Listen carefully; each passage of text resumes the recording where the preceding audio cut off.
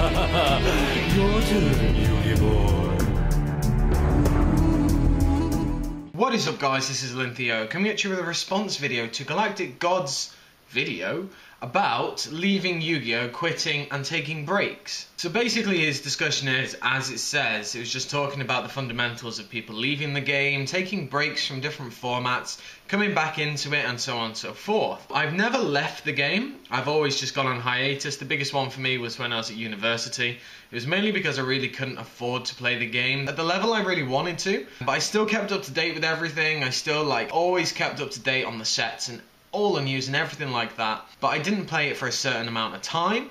But as soon as that finished, I got straight back into the game, back in my old locals in Bristol. I've never once said that I'm going to quit the game. I do feel that taking a break from the game can be healthy, because it gives you a different perspective on the formats that you're playing in. If you're just playing the game constantly, you start to get into the regime of it possibly wearing out, being dull, and just not captivating your interests anymore. But I don't say that's going to happen for everyone. For me, I always have loved the game. I think it's always going to stay like that, to be honest. The riffs that come out with the Xyz, and everyone kicked off about that, and now Pendulum's the new scapegoat of the hate. But it's one that I always feel that it's just not warranted, because Konami, at the end of the day, they know what they're doing. Although we all have our opinions on if we agree with a mechanic that's coming out, or a decision that they make, or an archetype that they might create, it doesn't necessarily mean that it's wrong and going to kill the game. Now, I have one of my friends who constantly says he's going to join the game again and so on and so forth, but